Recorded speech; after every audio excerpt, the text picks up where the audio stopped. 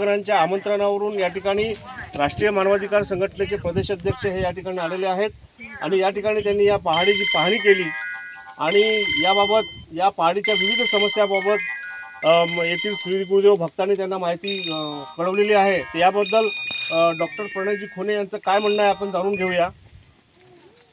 आज नवनीत ग्राम पहाडीला भेट दिली असता अतिशय निसर्गरम्य ठिकाण आहे।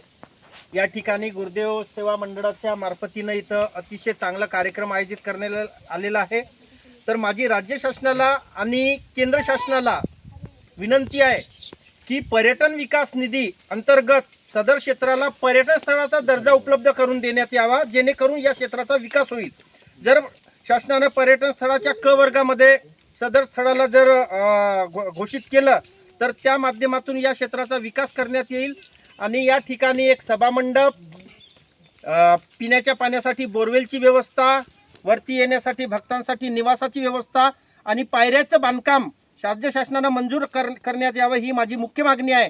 आणि सर्व जनतेच्या वतीनं मी राज्य सरकारला आणि केंद्र सरकारला मागणी करत आहे की सदर क्षेत्राला पर्यटन स्थळाचा दर्जा उपलब्ध करून देण्यात यावा। नवनीत ग्राम पहाडीत पर्यटन स्थळाचा दर्जा मिळालाच पाहिजे। नवनीत ग्राम पहाडीला पर्यटन स्थळाचा दर्जा मिळालाच पाहिजे। कसा मिळत नाही। नवनीत ग्राम पहाडीवर सर्व सोयी सुविधा निर्माण झाल्याच पाहिजे। नवनीत ग्राम पहाडी पर्यटन स्थळाचा दर्जा मिळालाच पाहिजे। राष्ट्रसंत तुकडोजी महाराज की जय। राष्ट्रसंत तुकडोजी महाराज की जय।